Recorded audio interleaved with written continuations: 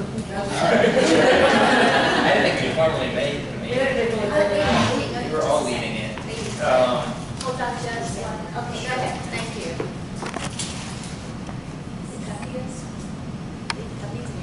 Okay, go ahead.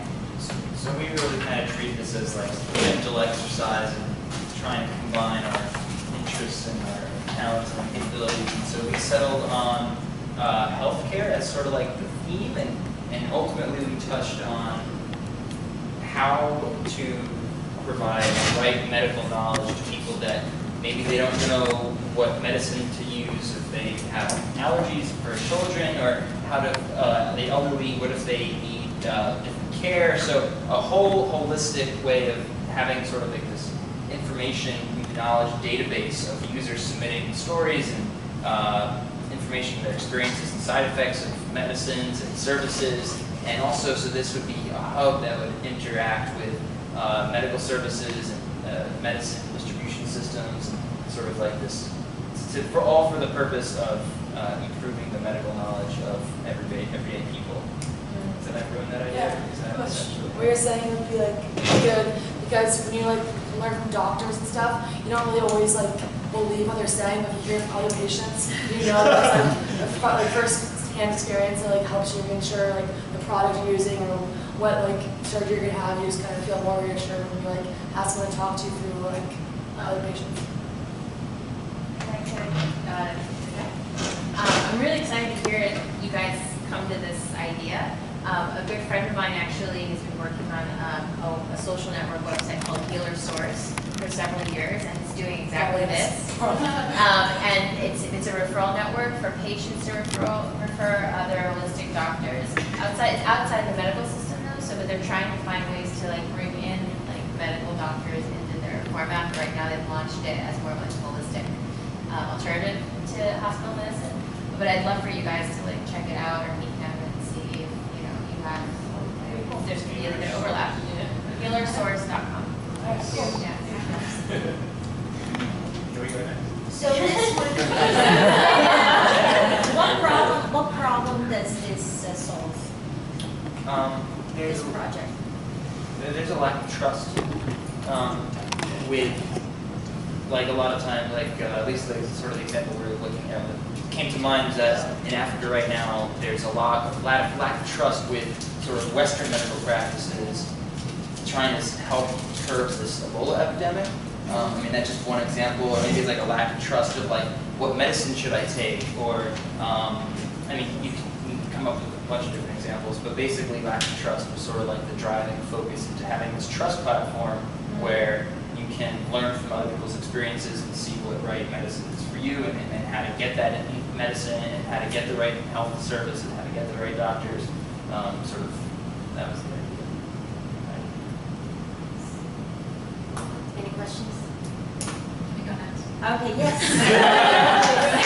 Very exciting. Real quick before I forget, there's also a Future of Medicine Summit coming up. A friend of ours is putting on.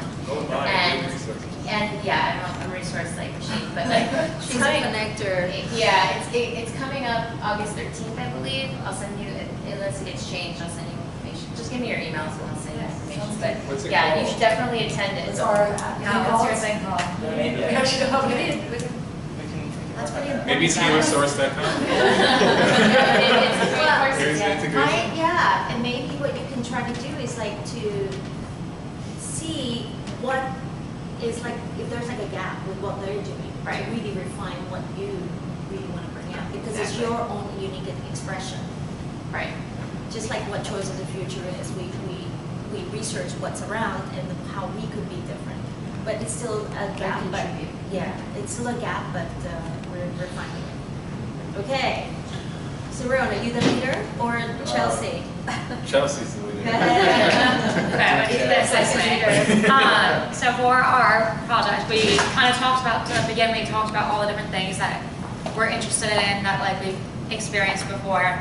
And we kind of came to this idea that music always brings people together, and with like all festivals and different things that are really popular today, that we thought that in order to bring areas of conflict together, that we would throw a festival to bring people together over a conflict. So our first example is going to be in the Middle East right now, specifically in Israel and the West Bank and stuff, have like, as opposed to a ceasefire, have people come to like an area, a safe area, diplomatic area, and have both sides come together and have music and have this moment of celebration, as opposed to fighting. And people always can find common ground in that, and being able to understand the other side and see them as humans and as equals, that it's able to like bring, because as opposed to having talks right away, like you can't always just talk about the problems because the problems have stayed the same for so long, that just to have a moment of celebration together, Maybe transcend them for a second. yeah, and understand that they are people as well. And so our thing is called the Tone for the Future. And I researched for you too. and we would document the whole thing and then have it go on to different networks and stuff to show that this is a good place to start, as opposed to other venues or like things that it's a good place to, it's a safe zone to provide people coming together. Do you have anything else to add? I think that's.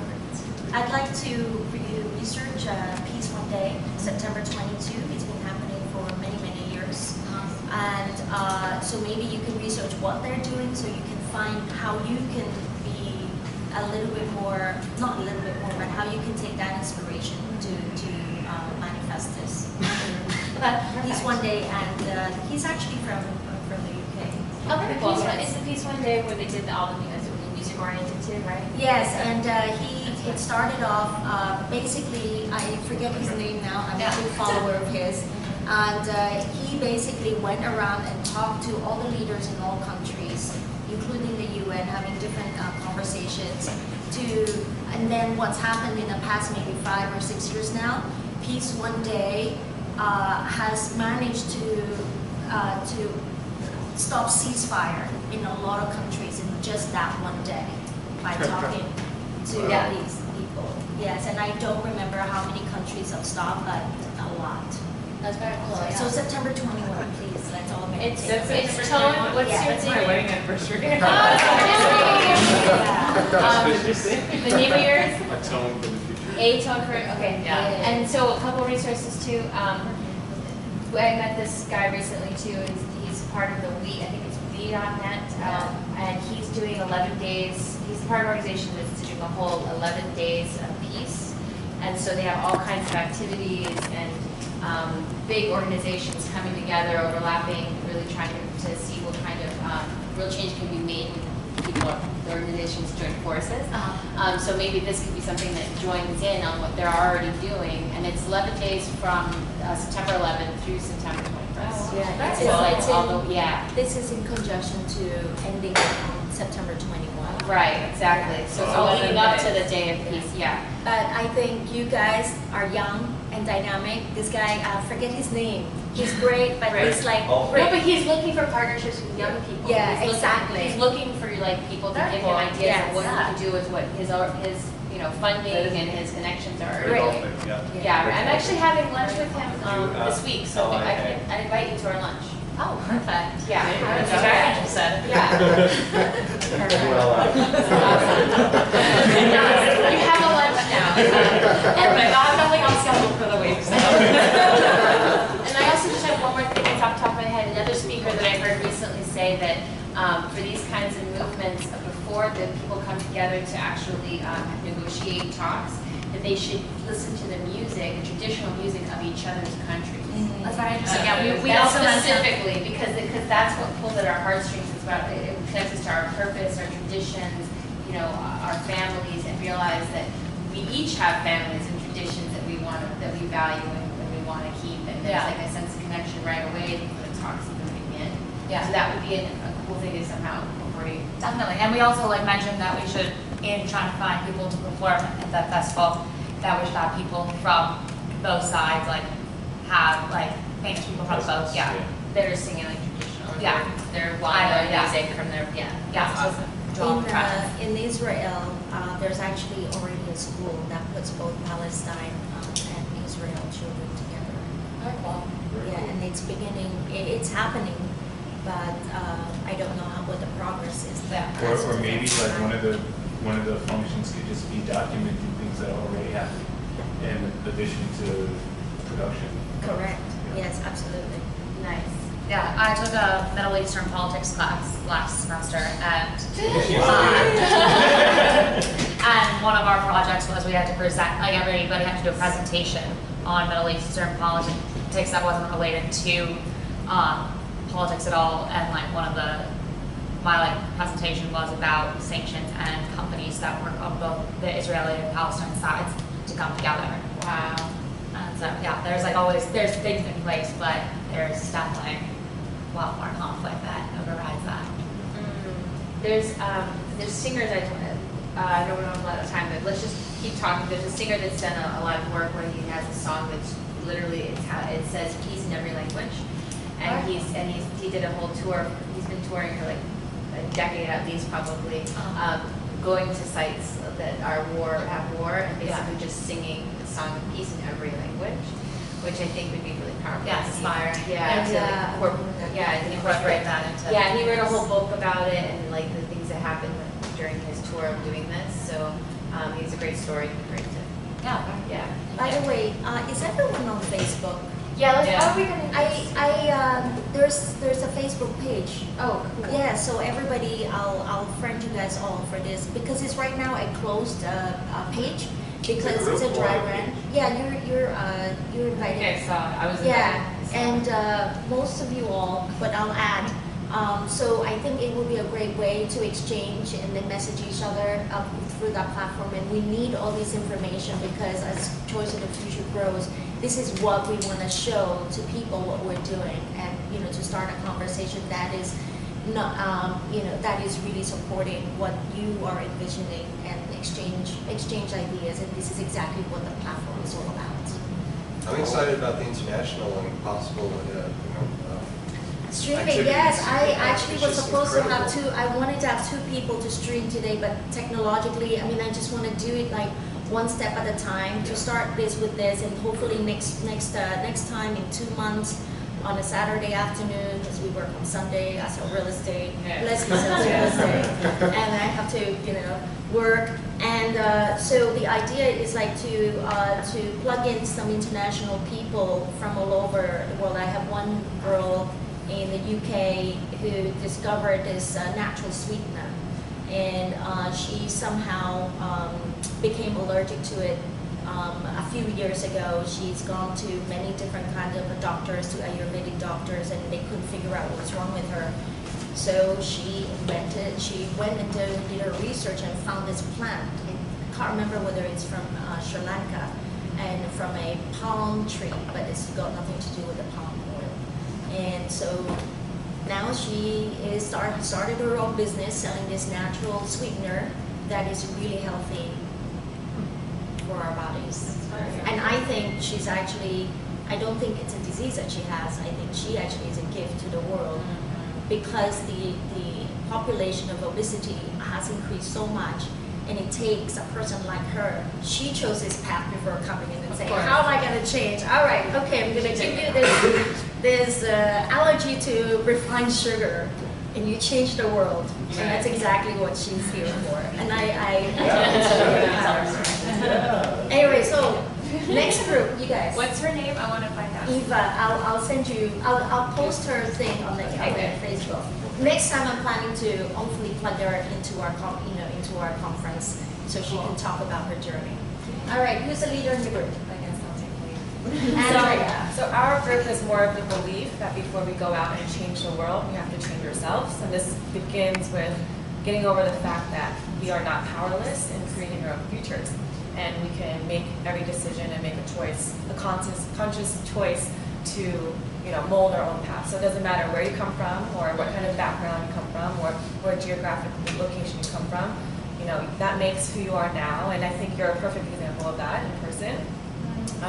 You make the conscious decision to surround yourself with certain people, and not everyone has the luxury of supporting people or people to open their eyes up to such possibilities. So we just wanted to make a simple video that showcases a different cast of characters from different backgrounds and different countries across the world, and just show that sure, this person may have come from a privileged background, or sure, this person may have come from the slum of India, but they are who they are because of that. And then I'm kind of imagining what Nike did for their, I think, Olympic Games, where they had Cristiano Ronaldo have an idol of himself, or this team is winning their games, but it's all aspirational, and I think it's just a video that might be viral to show the consequences of their decisions, whether it be bad or good. So I don't know if I explained that in a good way. When you say consequences of their decisions, can you be more specific? Just want to follow.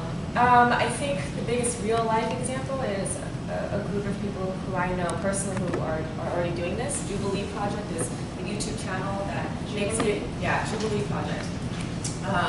These people left Harvard Medical School, a job at the White House, a very stable job at Bain, consulting, and they're living the life of their dreams right now by making videos that promote very positive ideas. The idea that you are not powerless, videos that encourage awareness of domestic violence or anything on that spectrum of issues, and thereby literally YouTube videos that span from maybe a maximum of 15 minutes, and they have a cast of characters. As a follow-up, I'd like you to post that video on the website, on the the channel. on the Facebook page, okay? Yeah, recently they did one about a swimmer who has anorexia, but he does that because he feels like he needs to lose weight to win swimming competitions to get scholarships.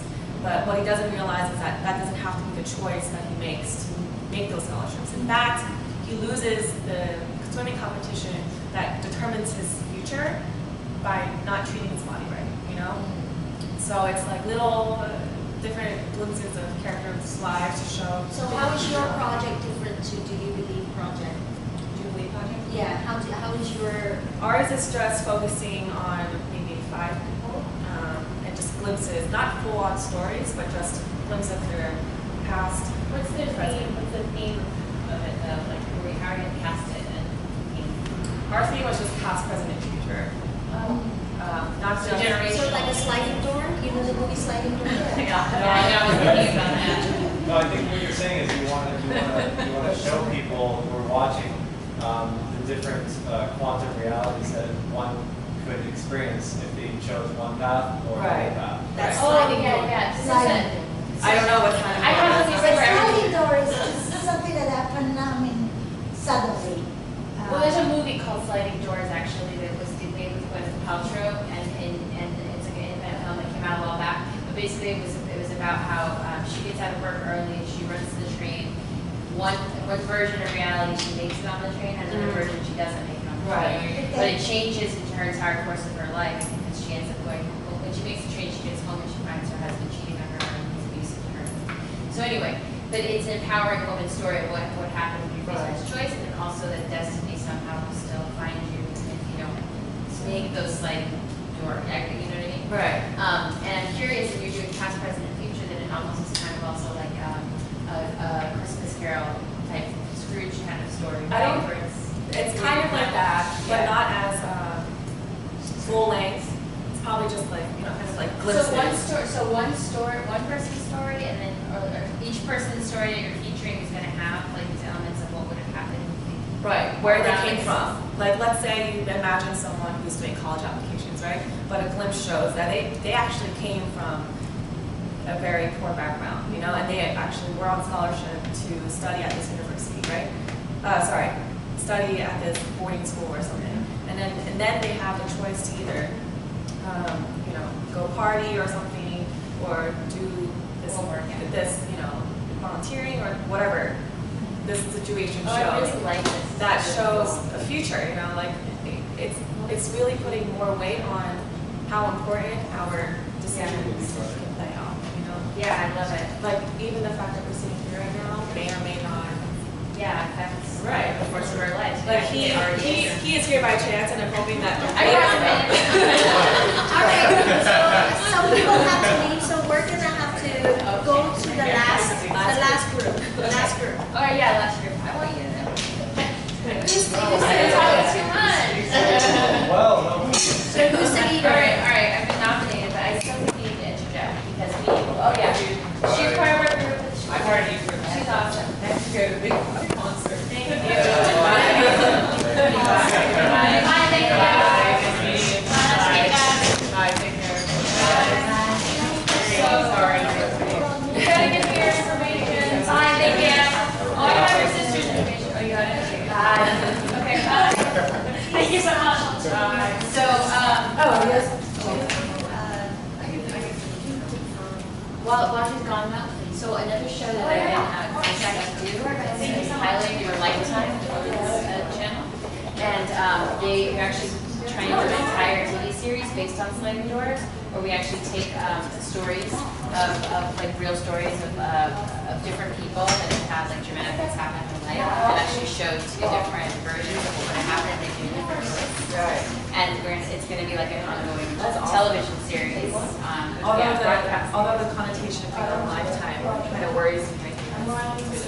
Yeah, I know. Well, I mean, I like the idea of having this independently made because like I said, like I struggle within the format of these sort of broadcasters and their ideas of what entertainment is. Right. And I'm really empowered by the idea of doing things like for YouTube and independently. I'm really wanting to know more about this Jubilee project because they're the kind of people, like I'm trying to phase out of doing just television work, or at least only do the ideas that I pitch.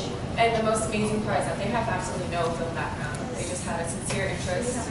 They learn from scratch. They're using their collective skills of finance background, governmental, to funding, and it's incredible to see how much it's grown. Oh, that's really cool. Yeah. And so you wanting to contribute to that? Are you feeling like your video is just going to be featured on there? Or This was all hypothetical. Yeah. When we were discussing this this, is real. This is your power to make this real. I mean, you can make your own channel and create multiple videos if you're interested in it, or you can make one for them. Or what are your thoughts? me personally, I would just do the writing, do kind of like the storyboard. That's what you're interested in. Yeah. Like the production part of it. So She said she could be an actor. So I would recommend, we can talk about, I'd be happy to mentor you if you'd be interested, but like, because there's ways you can put the project together to actually pitch to an existing, since you don't have a background for it, an existing, channel like a YouTube channel like theirs. Right. And create, the partnerships you need to make it a reality. Yeah. Just the role, I feel like I'm being called right now. It's awesome. Yay! Oh, Christopher. Yeah, so much. Thanks for gluing Yeah, yourself together. yeah. Well, resources. Yeah. Thank you. Connecting. Yeah. So I mean, this is a testament to synchronicity right here. It's like the way that everybody's like come together. I feel like when I didn't know what table to sit at, so I was just like I just stood there waiting to kind of be called, and then I was like called over to this table, and it was perfect. Immediately, we just kind of introduced ourselves to figure out, well, is there a theme? Is there like kind of something happening that makes it obvious what our idea should be? And then I started seeing, at least for myself, like a pattern of things that connected us. And I recently had a meeting with somebody that was really interested in doing a new version of like Amazon, an e-commerce platform that could really be conscious and sustainable and give back to and feature the people that are the vendors and are the craftsmen and are the people that are like really putting their blood, sweat, and tears into this stuff and valuing what they do. And then we started introducing ourselves around the table.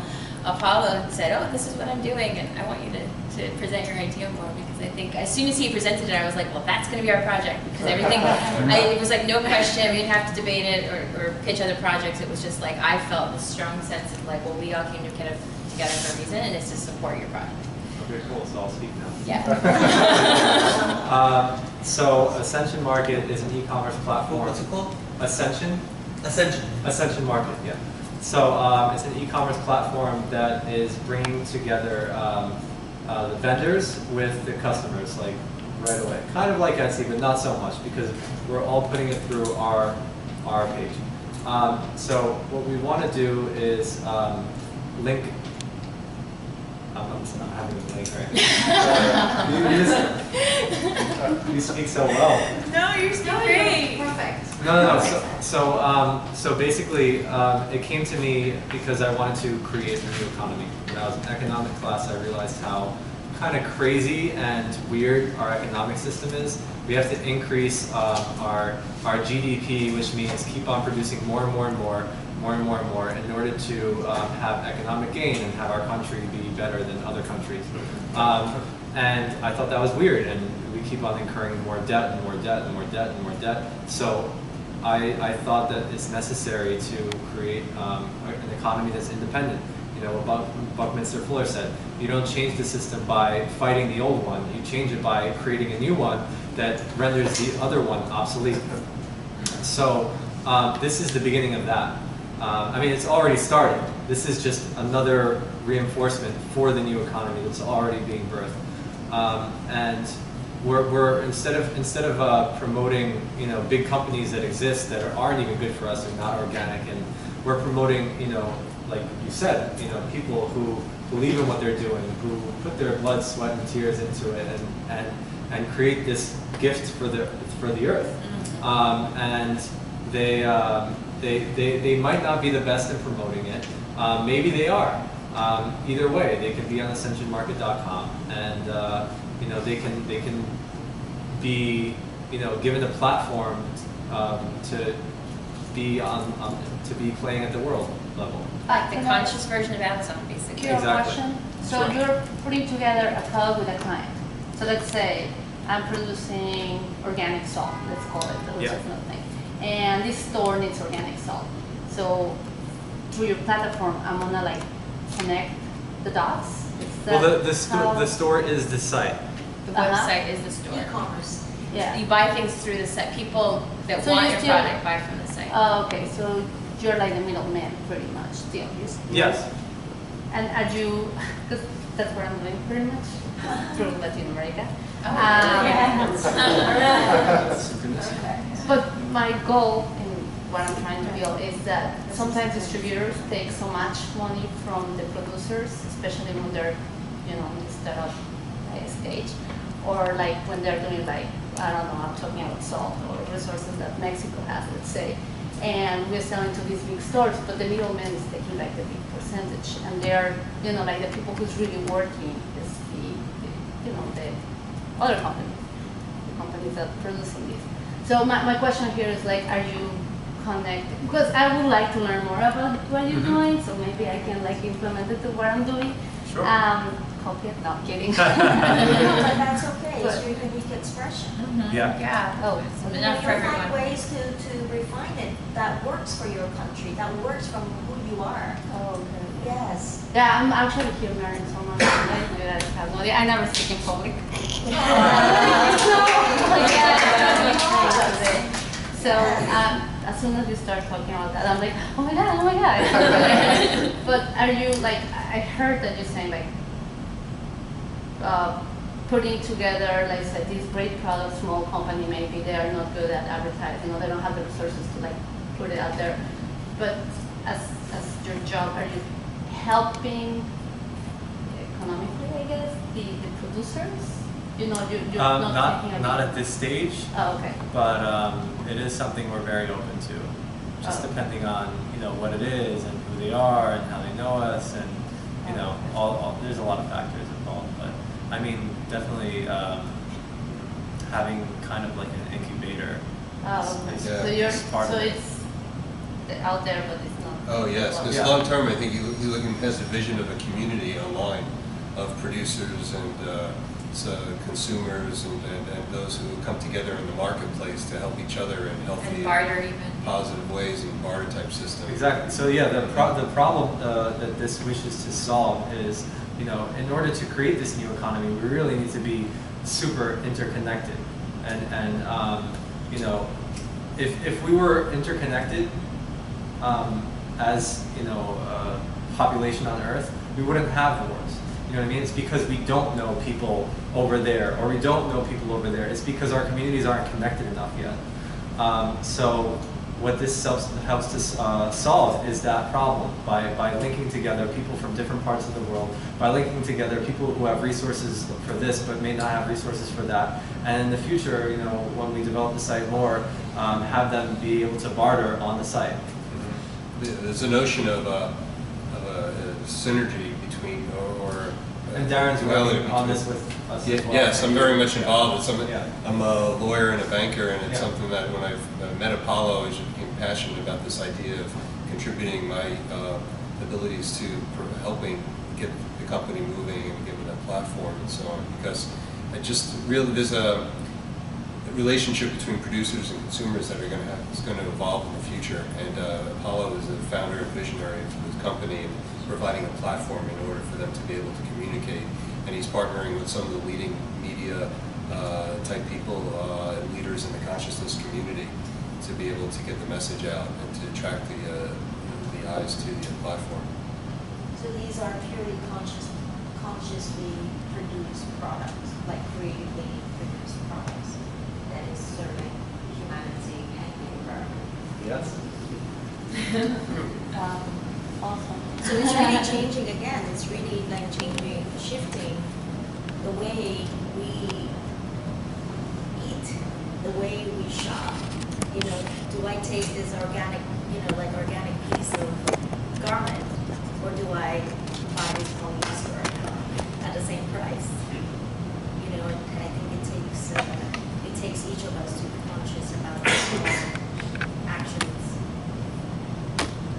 There are certain realities when you produce something organically, it just costs a lot more labor and energy to do that than to produce something made out of plastic. Although even that is controversial to a certain extent, because you just imagine we have X amount of labor and X amount of energy, and if we want to produce things organically, maybe we should put more energy and labor into that.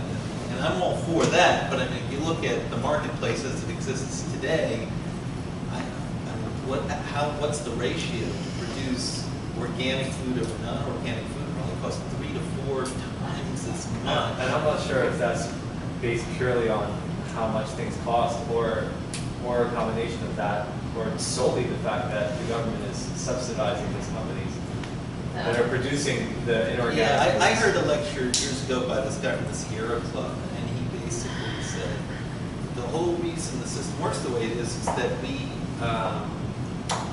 judge environmental externalities as being worth nothing. So you know about the Ogallala Aquifer that underlies the entire Midwest. We have an underground ocean in the Midwest, and that's why we produce all the corn, wheat for the whole world.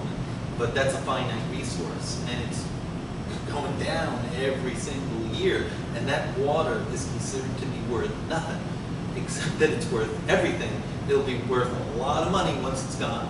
And everybody, like Lake Mead. I flew over Lake Mead right near Vegas, and you could just see this lake is disappearing. And this, I haven't been there since 7 or 8 years, but I was just reading an article saying it's fallen to even lower historic lows.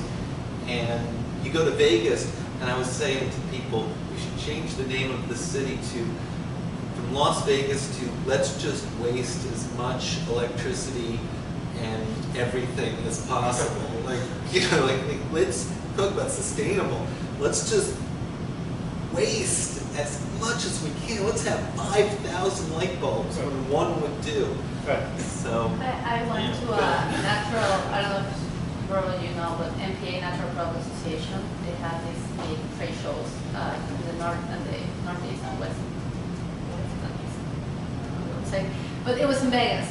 And I'm sitting there in the show, I'm like, why do they pick up Vegas? I'm like, we're here for stainless steel, we're here for organic, natural, going back to our roots. Yeah. And I'm in Vegas, as you said, hold it, power. And I'm like, this is not making sense. Where? So I mean, Vegas is a great place to have a convention, but but it's not for a natural growth association where you're like supporting, you know, that. Well, you could spearhead and suggest to the organizer to maybe organize a room with LED lighting.